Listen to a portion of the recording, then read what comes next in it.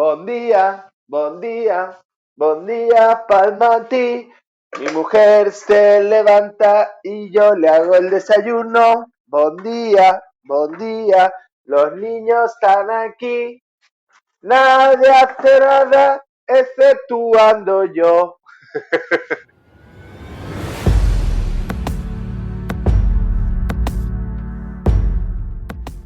Llamada a pista, episodio 89.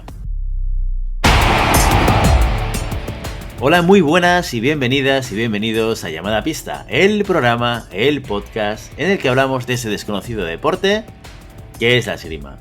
Este podcast está pensado por y para ese extraño a la par que especial colectivo de seres humanos que decidimos no dedicarnos ni al fútbol, ni al baloncesto, ni al tenis, ni a ningún otro deporte conocido, y que por el contrario preferimos, en pleno siglo XXI, blandir la espada y enchufarnos a la pista.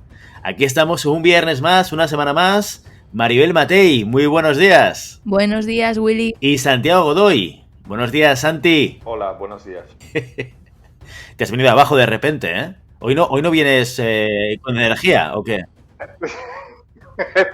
No, la verdad es que hoy vengo con mucha energía. Lo que pasa es que me gusta dar ese contraste en mi personaje, ¿sabes? Nunca sabes por dónde va a salir. Porque el otro día dijo Maribel que estaba escuchando los podcasts primeros y cuando éramos aún serios, y quiero retomar mi Santi serio porque me he venido muy arriba. ¿Te parece bien, Willy? Nosotros te lo agradecemos mucho, que vuelvas a ese Santi serio, que era el que tenía éxito. La gente pide que vuelvas a ese Santi serio. No sé si te has dado cuenta. Recibimos aluviones de cartas por correo con sello, ¿eh? No, ni emails ni mensajes, correo con sello, a montones pidiendo, por favor, ese Santi gracioso y divertido para otro programa. Aquí hablamos de esgrima, queremos aprender, queremos que saque Santi el maestro que lleva dentro, que descubrimos al principio de Llamada a pista y que poco a poco se va diluyendo en el tiempo. Bueno, pues he oído, que sepáis, audiencia, que oigo vuestras peticiones y me hago cargo de ellas. Y ahora, pues tendréis un nuevo Santi, mucho más pausado, mucho más tranquilo y a ver cuánto dura. Por cierto, viendo los episodios, hoy se cumple algo que no sabéis y es que llevo 40 episodios con vosotros ya, 40. ¡Ostras! Sí que lo sabíamos, joder. Nos has reventado la sorpresa, Maribel. Ya, claro. Willy, claro. Ya, anula el boy. Qué poco te ha durado el Santi serio, ¿eh? Ya, tío. Pero bueno, esto se merece unos aplausos. Maribel Matei, 40 episodios en Llamada a pista. Esto hay que celebrarlo de alguna manera. Y solamente con Maribel Matei solo se puede celebrar las cosas de una sola manera, que es que ella te invite a una cerveza. Así que, Maribel, estamos abiertos a que esto suceda cuando tú quieras. Me parece bien. Si yo ya, cualquiera que me lo dice, o sea, alguien me para por la calle y me dice, invítame, vale, venga, sí. Ya a este punto Resignación total, ya invito a cualquiera. Sí. O sea, llega a este punto que la gente te para por la calle pidiéndote su cerveza. Oye, que soy mecenas, dame mi cerveza, por favor. No, pero sí. Tengo muchísimas cervezas pendientes. Yo me las voy apuntando, ¿eh? O sea que ahí están. A vosotros también. Es verdad, la vas apuntando. Bueno, lo que queda de COVID, puede esto tardar mucho tiempo en llegar, así que igual la gente se olvida. Bueno, a lo mejor más adelante tengo más dinero. O sea, es por algo bueno vamos a sacar.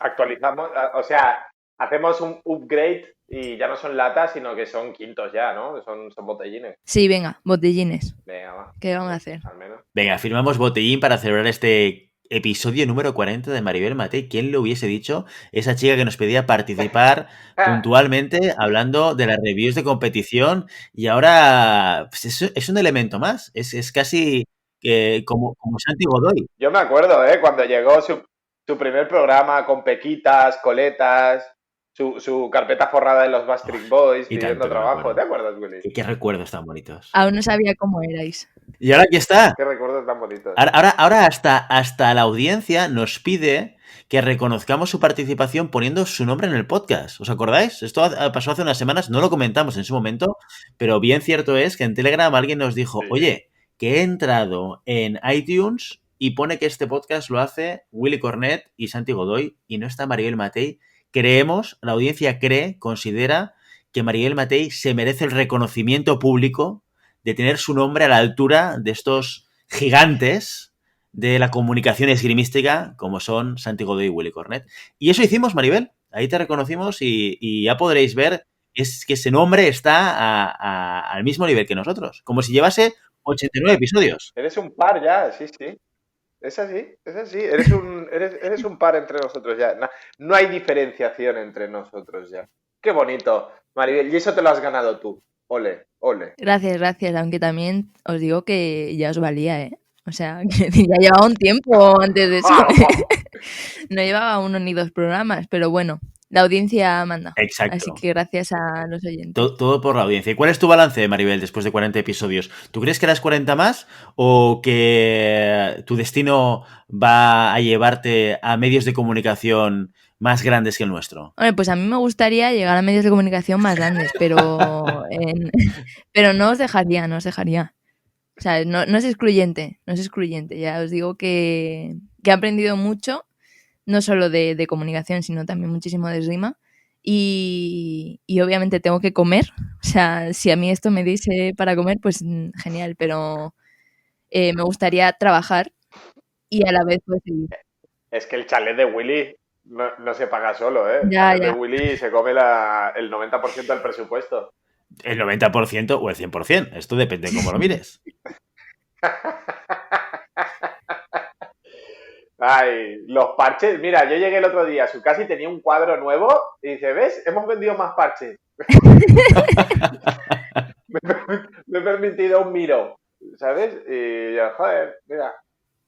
El poder de la edición, ¿eh? Cómo se queda ahí el poder de las cuentas de llamada pista. Los parches lo petan, los parches lo están petando, eso está clarísimo. Muy bien, oye, pues los que también siguen con nosotros, episodio a episodio, no he contado cuántos, pero igual casi tantos como Maribel, diría yo incluso, son los NEPs, que siguen patrocinando este programa incansablemente. Una semana más tenemos a Ricardo Arberas a través de los NEPs patrocinando este programa. Oye, y no os olvidéis del ofertón que sigue en vigor. Lo anunciamos la semana pasada y desde el 1 de noviembre, el pasado 1 de noviembre hasta el 15, todavía tenéis días, si estáis escuchando este programa cuando toca, no en el 2021 o el 2022, tenéis un descuento del 20% y envío gratis a compras mayores de 10 euros con el código LAB889. Así que ya lo sabéis, podéis encontrar todo el material de NEPs en fencingfan.com o en vuestro distribuidor favorito. No desaprovechéis esta oferta. Increíble. Me imagino a gente escuchando esto en el 2040, en plan, se me ha pasado la oferta. O sea, que hay que escucharlo día a día, hay que ser fiel, porque si no, te pierdes estas cosas, entre otras. O sea, ya no por escucharnos a nosotros, que también, pero... En el 2040, cuando Ricardo Arberas suene a la par que el Jeff Bezos que ya sea NEPS, sea una multinacional súper toche, de hostia, podría haber comprado unos NEPS y podría haber invertido y podría haber sido patrocinador y nosotros seamos la cadena principal de esgrima de todo el mundo, pues dirán, hostia, pues habríamos tenido la oportunidad, pero no, tarde. Hay que ponerse las pilas, hay que estar al día. Bueno, que si nos escuchas en el 2040, también puedes seguir escuchando este programa, que hay contenido muy interesante, que es atemporal, que lo puedes escuchar en cualquier momento y aprender en cualquier momento. Y una cosa que también nos hace muy feliz, aparte de celebrar los 40 episodios de Maribel Matei en este programa, aparte de celebrar que los NEPs siguen acompañándonos, son los mecenas.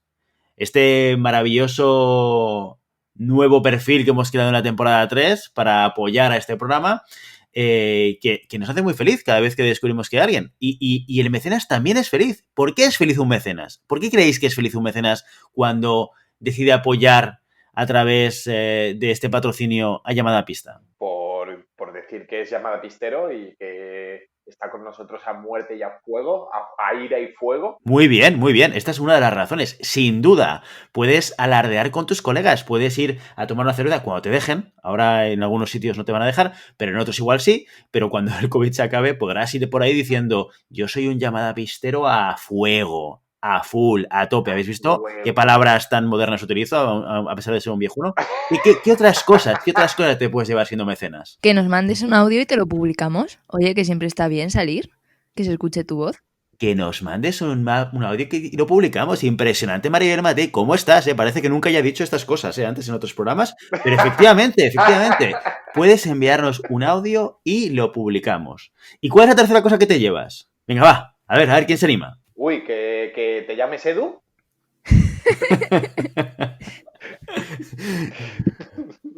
Podría ser una de las cosas. O te llamas Edu o te llamaremos Edu, porque el porcentaje de Edus en nuestros mecenazgos a día de hoy es muy elevado, lo cual promociona que la gente que no se llame Edu también se haga mecenas para equilibrar un poco esto. Pero no, la tercera cosa es que te nombramos en el programa, ¿de acuerdo? Y hay una cosa que tengo para vosotros especial en el día de hoy, en el episodio 89, y es que un mecenas nos ha enviado un audio para compartirlo con toda la audiencia. Así que sin más, os pongo el audio. Hola, llamada pista. Soy Edu Sánchez del Sala de Armas de Zaragoza. Quiero aprovechar mi condición de mecenas para denunciar una situación, y es que en Aragón han prohibido todo el deporte que se practique en el interior y además toda actividad después de las 8 de la tarde. Siendo que la esgrima es un deporte en el que se cumplen las medidas, la distancia social y un largo etcétera, y en el ámbito deportivo solo hay un 1% de contagios de COVID, me parece que es una medida que en vez de ayudar solo va a hacer que la gente se sienta peor porque no puede realizar su actividad y no fomenta el deporte para nada. Así que tristemente quiero anunciar que esta medida probablemente rompa ya la temporada de todos los esgrimistas aragoneses y empobrezca la esgrima española un poquito. Bueno, pues aquí tenemos el audio de Edu Sánchez. Nos ponemos un poquito serios, ¿no? Porque realmente las medidas que se están tomando están afectando mucho a la práctica de la esgrima, ¿no, Maribel y Santi? Sí, bueno, yo he de reconocer que estoy de acuerdo con él. Obviamente me adhiero y el club de esgrima se ha adherido al movimiento este del el deporte es parte de la solución, no el problema. Lo único que sí que entiendo un poquito la situación. Bueno, creo que hay un post de Robert Usat que lo dice muy bien. No nos cierran porque tengamos un alto nivel de contagios, nos cierran para que la gente no salga de casa. Entonces, realmente somos el daño colateral para evitar un confinamiento más duro, ¿no? Entonces, yo lo entiendo así, como que yo entiendo que en los teatros, en los cines también son zonas seguras, los gimnasios se han puesto súper duros con protocolos, todo lo que nos han obligado a hacer, pero realmente es como lo de las terrazas de los bares, porque tienen que estar cerradas y son ambientes súper aireados y con un máximo de 6 personas. Pues esto es lo mismo, estamos pagando, bueno, un poco no me gustaría decir la irresponsabilidad de algunos, pero las realidades de gente que no cumple las medidas que se deben seguir, pues al final pagamos los demás, ¿no? Entonces, ¿cómo podemos mantener a la gente en su casa? Pues o encerrándolas, cosa que ahora se está evitando, o quitándoles todas las opciones de actividades fuera de casa. Entonces es mucho más fácil hacer esta segunda opción y estamos pagando por ella. Pero estoy completamente de acuerdo con que la gente lo sufrirá porque estará más triste. Yo el otro día estaba por la calle y parecía un domingo de invierno de frío polar a las 6 de la tarde, que no había ni Dios por la calle. Entonces da un poquito de respeto, ¿no? Esta situación, pero bueno, esperemos que sean un poco más de 15 días, porque aquí nadie se cree que solo sean 15 días, y que pase lo más rápido posible, ¿verdad? Yo creo que va en esa línea, ¿no? Que muchas de las medidas que se están tomando en general carecen de esa especificidad de ir al problema. O sea, el problema es ese, que lo que dice Santi, al final es como error colateral, pero porque van al bulto. O sea, van a tomar medidas muy generales sin ver dónde está el problema real, porque durante todos estos meses no han querido ver dónde está el problema real. O sea, tenemos más de 30% de los brotes surgen en el ambiente social, familiar, e incluso el 13% en el ambiente laboral.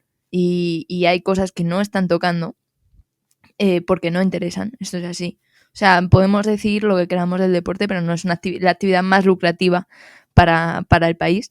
Y es una pena, porque realmente el deporte, lo decía Edu Sánchez, sus redes sociales, pero también muchos otros clubes, es que el deporte es salud. Más allá de la esgrima, el deporte es salud y el deporte no es no es una actividad en la que nos juntemos 100, o sea, no es un bar en el que te juntes, no, es que es salud y sobre todo yo pienso mucho en los niños, en lo mal que hemos tratado a los niños en esta pandemia.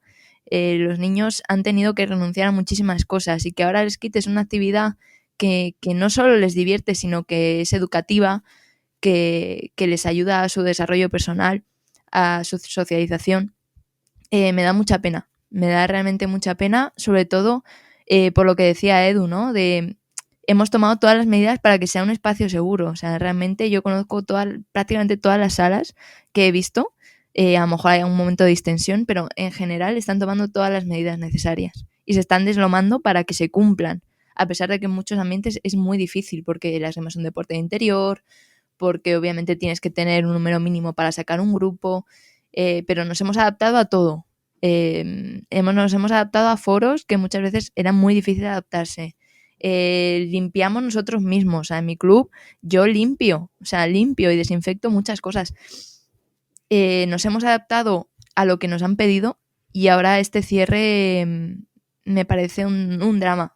Porque para algunos clubes que son públicos, pues al final es cerrar y ya está.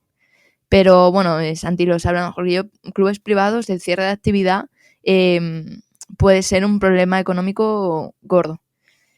Entonces entiendo por un lado que obviamente hay que tomar medidas porque se nos está yendo a las manos, pero entiendo a Edu y a mucha otra gente que se ha sumado, no solo de la esgrima, de otros deportes, que es que nos están jorobando cuando hemos sido un ejemplo, hemos sido ejemplo de lo que hay que hacer, ¿no? Entonces entiendo la rabia y entiendo las medidas, entiendo por las dos partes. Y creo que la esgrima ha cedido mucho. O sea, no vamos a hacer competiciones, porque había otros deportes de interior que decían, no, claro, pero es que no podemos competir. Ya, pero es que nosotros ni siquiera hemos podido prácticamente en ningún momento. O sea, no estamos pidiendo competir, estamos pidiendo que las salas se queden abiertas. Entonces ya veremos, tiene pinta de que va a ser una tónica general, que vayan cerrando cosas. Así que nos toca aguantar, o como en el caso de Cataluña, los clubes deportivos han decidido recurrir ante el Tribunal Supremo la decisión de Cataluña de cerrar la actividad deportiva.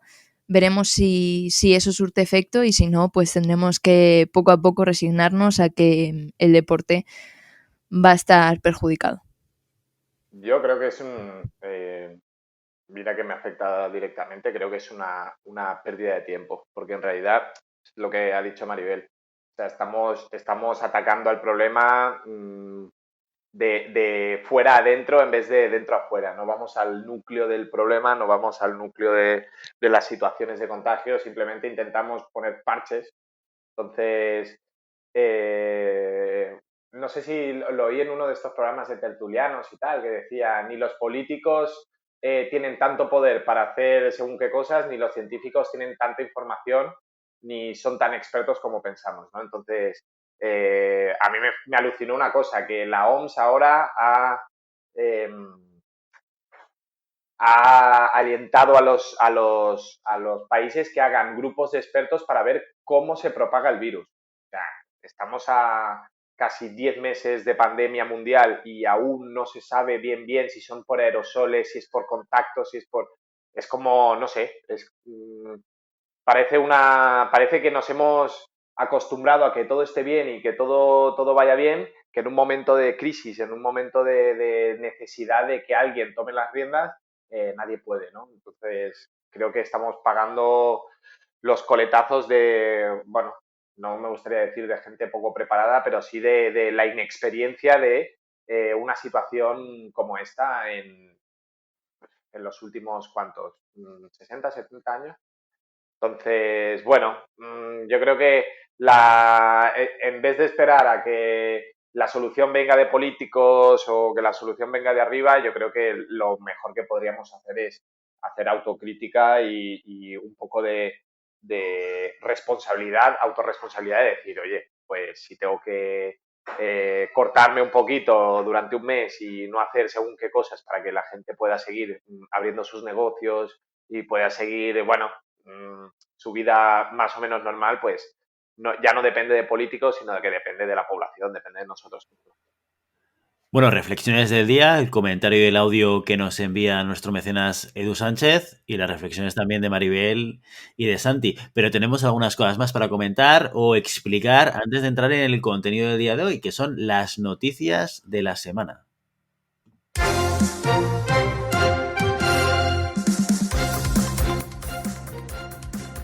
La esgrima española conmocionada por la pérdida de Taimí Chapé. La espadista nacida en Cuba fallecía el pasado martes a los 52 años en Nápoles. Hija de otro gran deportista, Pedro Chapé, Taimí se convirtió en una de las esgrimistas más laureadas de nuestra disciplina. A sus espaldas 3 medallas mundiales. La primera, un oro individual bajo la bandera cubana que consiguió con solo 22 años. Representando a España se colgó un bronce en Sudáfrica y un oro por equipos en 1994 que compartió con las grandes Rosa Castillejo, Cristina Vargas y Carmen Ruiz. Entre medias, una participación olímpica en Atlanta y varios campeonatos de España.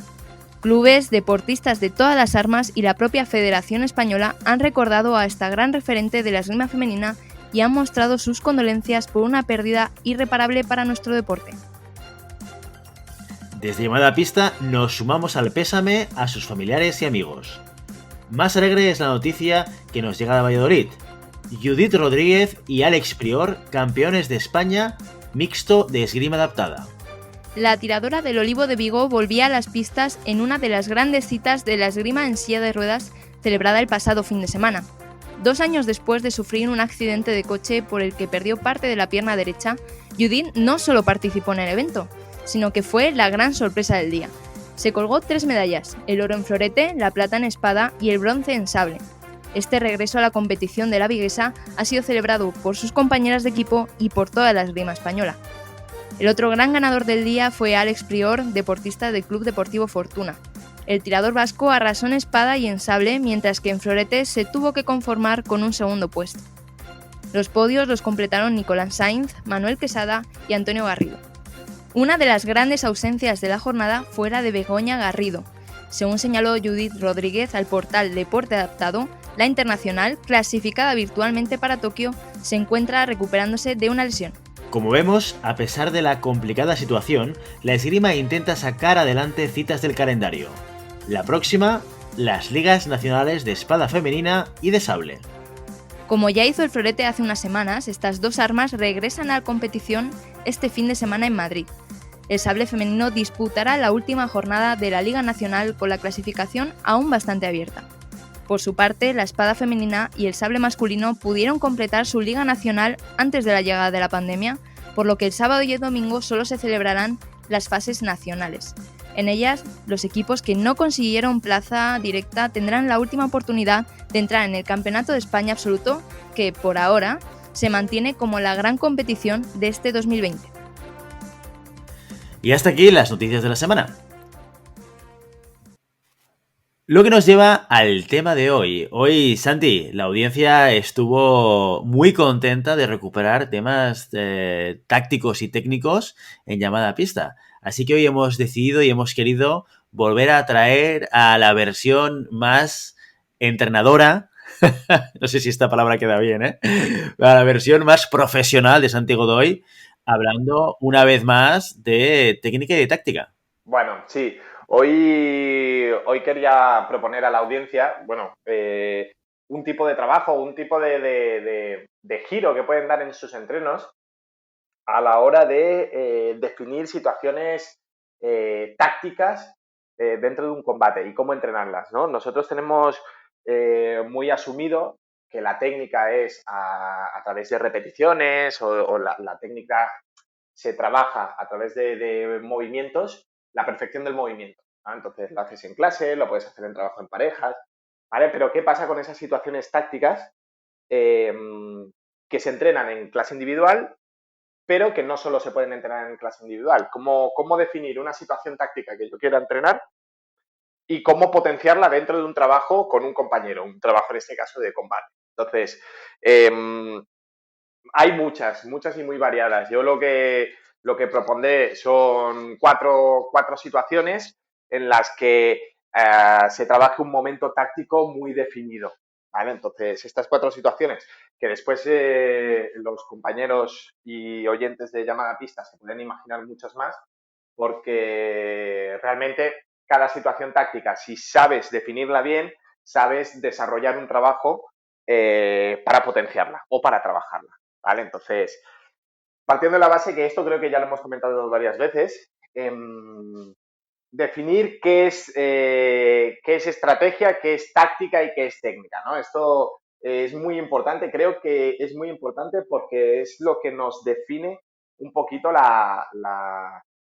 cómo trabajar, ¿no? Entonces, yo me he encontrado muchas definiciones, mucha gente no coincide con estrategia técnica y táctica, incluso dentro de España, dentro de las salas españolas, según qué entrenador o qué maestro le preguntes, te va a dar definiciones diferentes, ¿vale? Todas tienen el mismo fondo, pero hay matices, ¿vale? Entonces yo primero voy a explicar un poquito cuál es mi criterio, que repito, es personal mío y que no es ni más lejos el único que existe.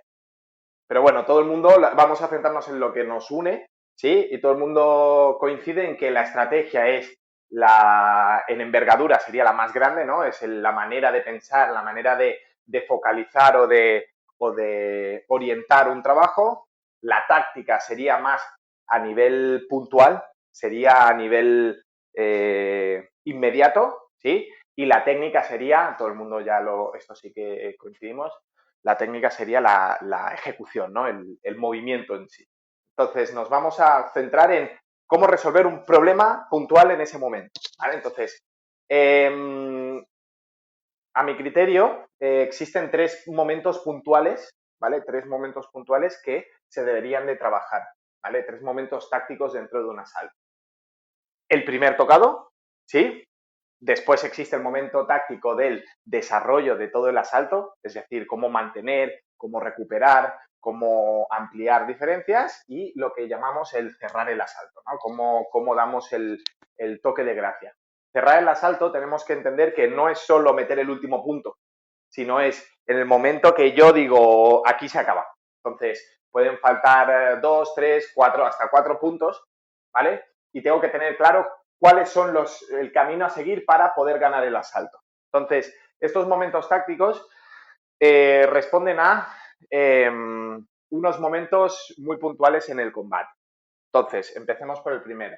El momento táctico del primer tocado. Mucha gente cree que el primer tocado es muy a la baladí, es decir, que el primer tocado no sirve para nada. Esto lo podremos corroborar con Xavi Iglesias, pero había un estudio que había hecho él para el Congreso de Esgrima que decía que en los asaltos a 5, hablo de memoria, pero el 65% de las personas que tocaban el primer tocado terminaban ganando el asalto, ¿vale? En los asaltos a 5, el primero que tocaba, ¿sí? De 10 asaltos, 6 de los que tocaban primero ganaban ese asalto, ¿vale? Entonces, en combates cortos, el primer tocado lo que hace es condicionarte todo el asalto. ¿Qué quiere decir? En un asalto a 5, lo que nos encontramos es que si yo toco el primero, ya lo tengo todo de cara, a priori, ¿no? Ya yo voy ganando, si se acaba el tiempo yo gano, el otro está obligado a venir, la iniciativa o la presión, perdón, del combate ya pasa al otro. Por lo tanto, yo puedo decir que estoy en un momento táctico superior al otro, en el sentido de que yo lo controlo, yo ya voy ganando. El que tiene que hacer cosas es el otro, ¿vale? Entonces, ¿cómo poder gestionar este primer tocado que a priori no le damos tanta importancia, pero que es básico y vital? Pues, por ejemplo, uno de los trabajos que nosotros hacemos en la sala es un combate a 5 puntos, en donde el primer tocado vale 3 puntos. Es decir, quien toca primero va ganando 3-0, ¿sí?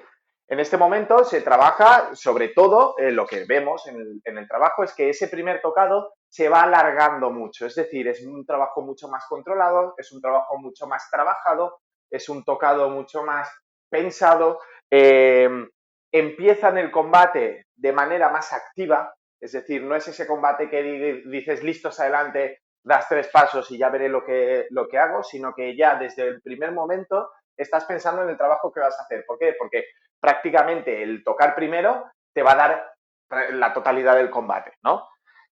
Si trabajamos este tipo de combates, yo lo trabajo sobre todo en pools, ¿no? Al final que importe también. Una pool, en quien gana una Coca-Cola, por ejemplo.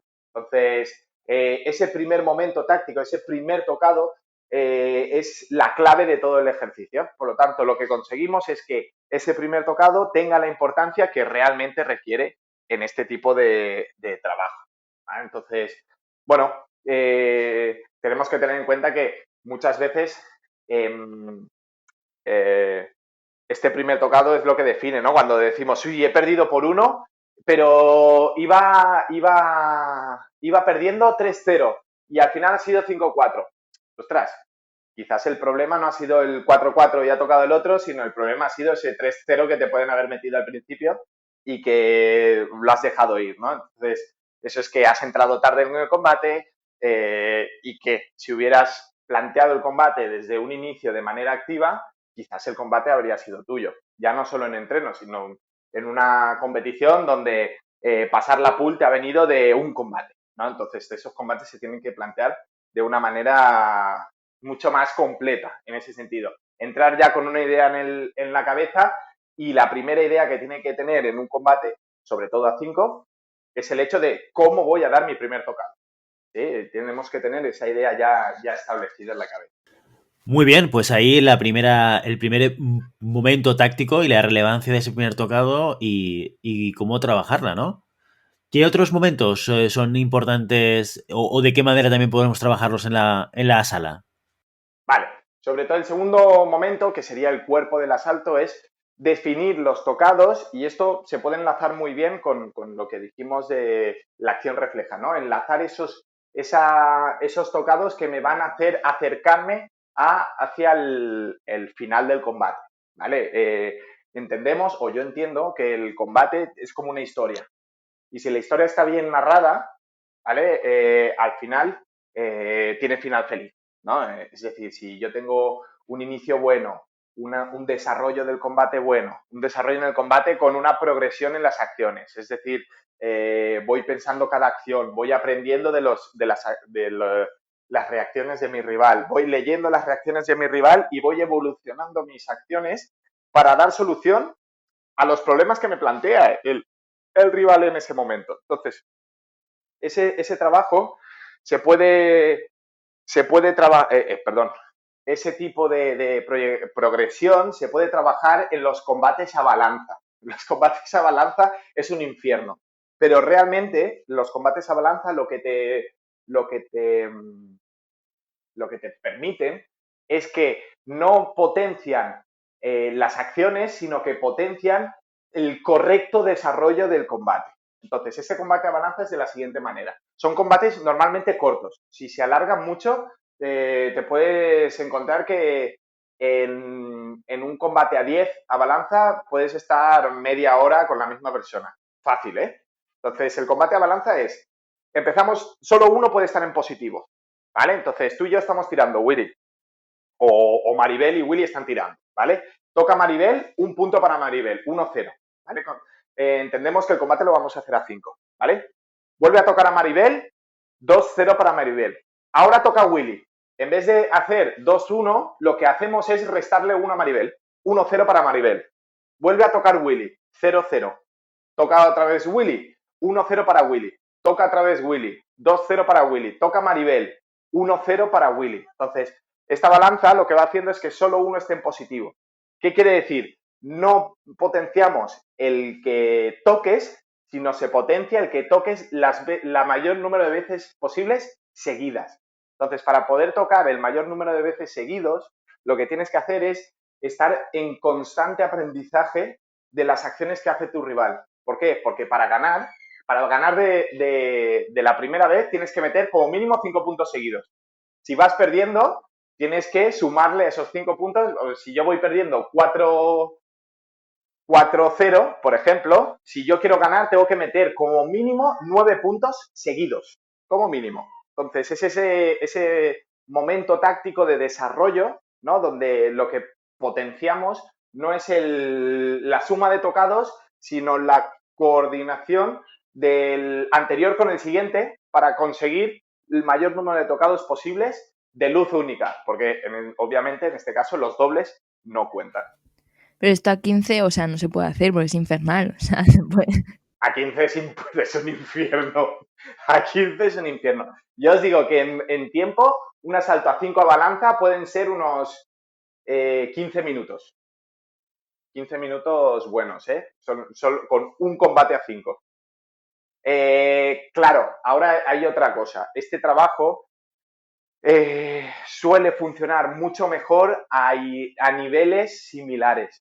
Es decir, si yo me enfrento con un nivel muy superior, el combate no tiene mucho sentido, ¿no? Porque el que yo pueda enlazar 5 tocados seguidos, por ejemplo, contra Julen Pereira, no tiene mucho sentido, ¿no? O que Willy intente enlazar 5 tocados contra mí, no tiene mucho sentido tampoco. Bueno, depende del día y cómo te pilla, amigo. Suena a reto esto, ¿eh? ¿Has visto, Willy?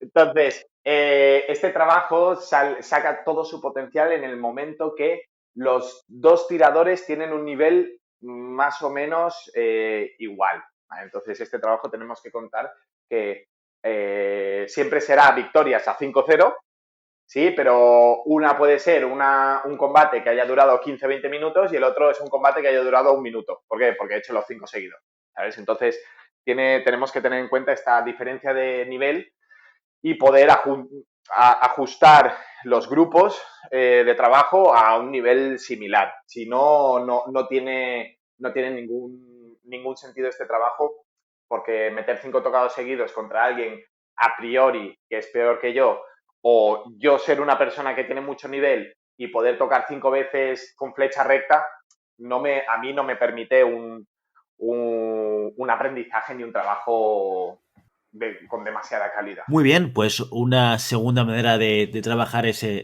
elemento táctico, realmente con un trabajo físico también muy relevante, tal y como se propone el ejercicio. ¿Qué otras cosas podemos hacer más? ¿Qué otras cosas nos propones hoy, Santi? Mira, último elemento táctico de cerrar el asalto, sobre todo nos suele pasar que en combates largos, es decir, combates a 15 puntos,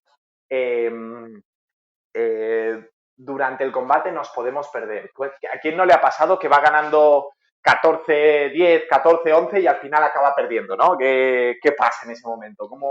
¿Qué pasa con este cerrar el combate?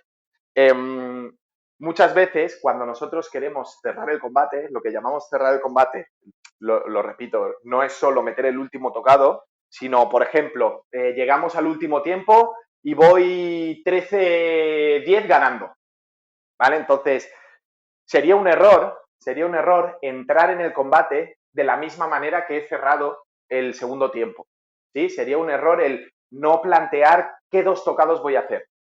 Sería un error el plantear bueno, voy a seguir tirando a ver qué pasa. ¿Por qué?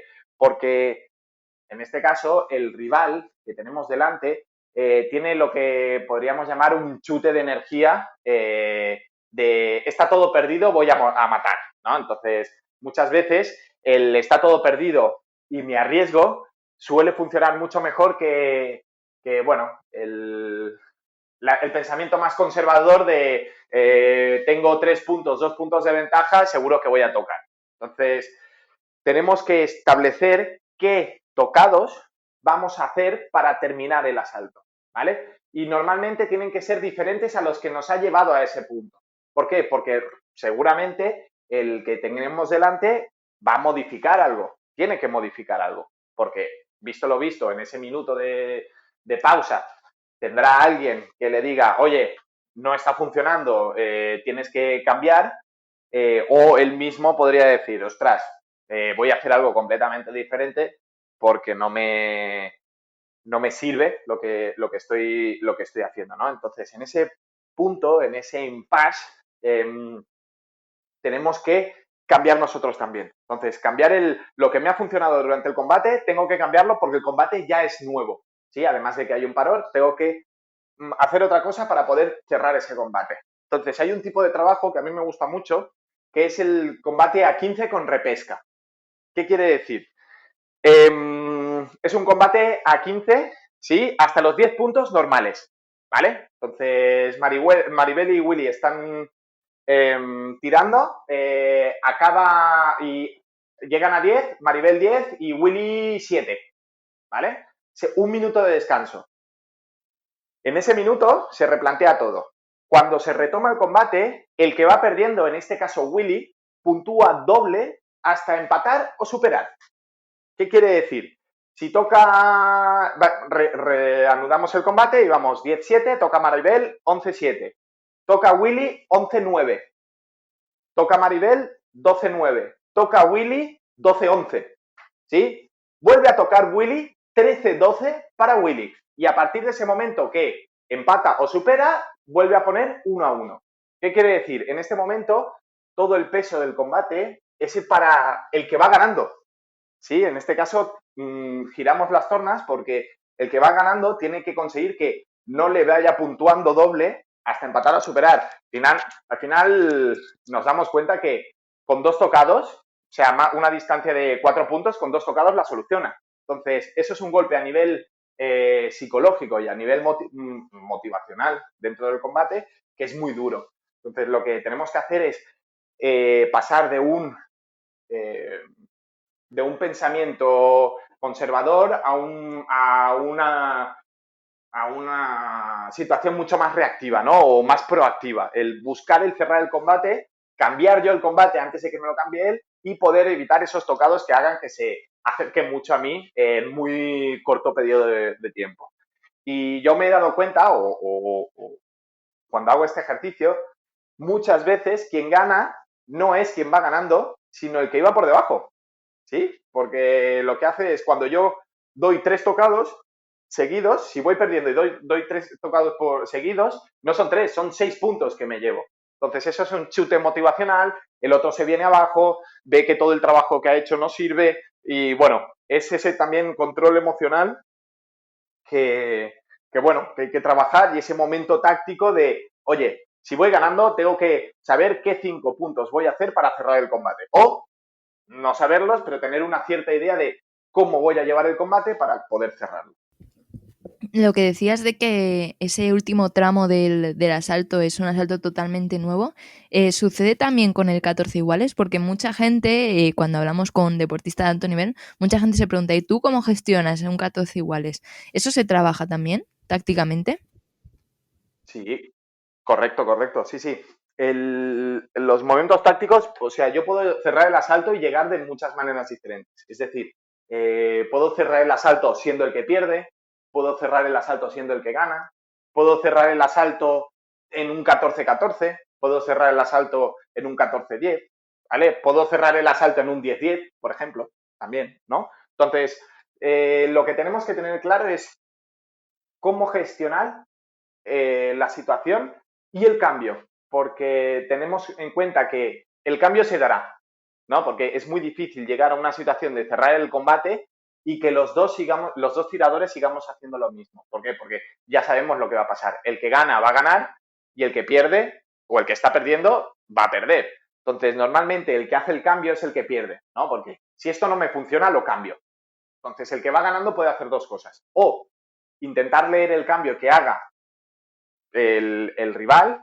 En este caso tenemos un pequeño problema, que es que si no consigo leer el cambio, quizás me gana, ¿sí? Entonces, si tardo mucho, si vamos 14-13 y el que lleva 13 me hace el cambio, me toca 14-14 y yo no soy capaz de saber qué ha hecho, probablemente me gane. Me gane porque yo estoy en una situación de, hostia, iba ganando, me ha tocado, no sé cómo me ha tocado y no sé cómo tocarle. ¿Vale? Entonces, tenemos que plantear siempre el cambio nosotros mismos. Si quiero cerrar el combate, tengo que plantear el cambio yo. ¿Por qué? Porque tengo esa iniciativa que me pondrá por delante del rival en ese momento. ¿Sí? Claro, el 14-14 es un momento táctico dentro de cerrar el asalto, pero es un momento táctico muy, muy, muy concreto. ¿Sí? Que es el hecho de ¿qué tocado hago? Entonces, esto lo estuvimos hablando una vez con Juanjo Michavila, que los grandes maestros normalmente en el 14-14 lo que decían era, tienes que hacer una acción completamente nueva, tienes que hacer una acción en un tiempo y sobre todo una acción preferiblemente en flecha. Y ponían el ejemplo de Rubén Limardo en la final de los Juegos Olímpicos la semifinal de los Juegos Olímpicos de Río, ¿vale? ¿De Río? No, de Londres, perdón. Contra el Seth Kedley, sí, que iban 14-14, y el tío no había hecho una flecha en todo el combate. No, miento, había hecho una flecha en el primer tiempo y el otro le había hecho un contraataque. Entonces, no volvió a hacer la flecha hasta el 14-14, que preparó, flecha directa, pum, y tocó, ¿sí? Flecha directa en un tiempo hacia adelante. Entonces, es una acción en un solo tiempo que sorprende y que rompe con todo lo que ha hecho antes, porque todo lo que había hecho antes era parar la respuesta o mucha toma de hierro, ¿no? Entonces, bueno, es definir el momento que tenemos que trabajar y pensar que en un 14-14 los dos tiradores lo tenemos por corbata, ¿sí? Entonces, los dos tiradores tienen la misma tensión, el mismo miedo, sobre todo si es una competición importante, pues ese miedo a perder, lo que decía Johnny Mendoza en podcast atrás, de esa gestión del pensamiento negativo, está muy presente. ¿Cómo se puede gestionar? Pues teniendo seguridad en la acción que voy a hacer. Entonces, muchos tiradores de élite tienen clara cuál es esa acción de 14-14. La tienen clarísima. Otro ejemplo de la acción de 14-14 es Matteo Tagliafico, que era cupe a la chepa, ¿sí? Hacía un golpe lanzado a la espalda. A veces le salía, a veces no, pero sabías que en el 14-14 lo iba a hacer. Son diferentes soluciones que obviamente se practican y se tienen que tener sobre todo muy, muy interiorizadas, porque ya os lo digo, específicamente en esta situación de 14-14, el que tiene más seguridad en su acción es quien normalmente, con mucha diferencia, el que normalmente se lleva el gato al agua. Genial. Santi, ¿nos queda una acción más o ya has dicho más? Sí, bueno, la última acción simplemente es, hay situaciones, mira, y esto Maribel me sirve lo que has dicho el 14-14. Hay situaciones que se llaman situaciones especiales, ¿no? Que son situaciones que se pueden dar que tenemos que gestionar. Véase, yo voy a poner 3 ejemplos. Uno podría ser el 14-14. Segundo, uno podría ser, que a mí me daba mucha rabia y cuesta mucho, el hecho de un reenganche de un combate después de una parada por lesión. Es decir, mi rival hace 10 minutos de parón, ¿no? Por lesión en pista y tal. ¿Cómo puedo gestionar yo esa situación en que yo tengo un ritmo, tengo un pensamiento, tengo una estrategia, tengo un trabajo hecho, me paran 10 minutos y tengo que volver a trabajar, ¿no? Como no puedo volver a empezar desde donde estaba. Entonces, esa situación se puede trabajar, por ejemplo, en combates mixtos, ¿no? De yo empiezo a tirar con un tirador hasta 8, o hasta 8 siendo a 15, por ejemplo, tiro hasta 8, paro, vuelvo a tirar con otro tirador, ¿sí? Hasta 8, paro, vuelvo al primer tirador y retomo el trabajo que estaba haciendo. O sea, el resultado que estaba haciendo de 8-4, 8-5, 8-8, lo que sea. ¿Vale? Entonces, eso es lo que trabajamos, es el parón y el tener que volver a reenganchar un combate ya de más o menos trabajado o más o menos avanzado y tener que reactivarme de otra vez de una manera efectiva dentro del combate. Y otro caso podría ser el... Ay, se me acaba de ir de la cabeza. Se me ha ido, lo siento. Ya, quedaros con esos 2 casos. Bueno, y podríamos decir que hay muchos casos que pudiéramos definir que me pasan, porque lo que le pueda pasar a Maribel no es lo mismo que me pueda pasar a mí, no es lo mismo que le pueda pasar a Willy. Definir ese punto en que diga, joder, siempre que pasa esto, pierdo. Entonces, ¿qué es lo que pasa? Poder sacar qué es el contexto que hace que yo pierda y poder trabajarlo de manera práctica en un combate con un compañero.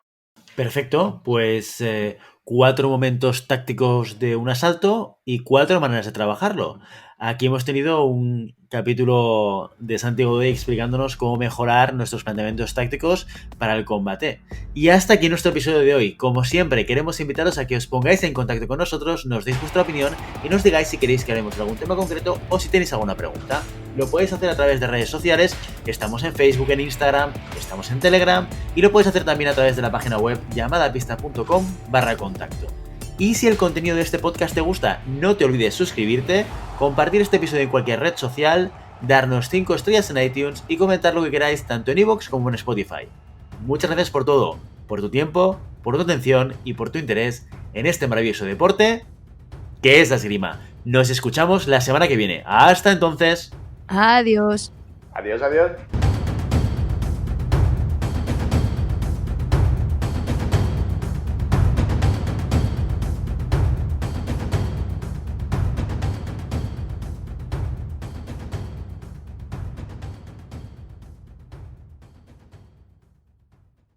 And action.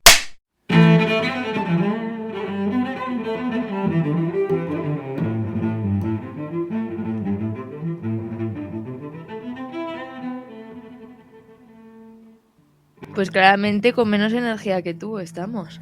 Madre mía. Joder, pues yo ¿Has tomado estoy... No, y mira que me ha tocado la toma, ¿eh? Joder. Pero el niño se ha Estás tocado ya adaptándote, ya eres medio superhombre. Qué superhombre, yo soy un superhombre total. Lo que pasa es que me hago medio humano a veces. Sí, es que estoy acabando de hacer la escaleta para no dejarme nada. Amigo. Mientras habláis, yo aprovecho. Pero ya ves que me he puesto a grabar, ¿eh? Rápidamente he visto aquí oro para el inicio o el final de la pista. Pero esto no metas nada, Willy. Depende, ¿eh? Mira, esto va así, Maribel. Quien edita, aplica su criterio. ¿Quieres aplicar tu criterio? Edita. ¿Cómo lo ves? Cut.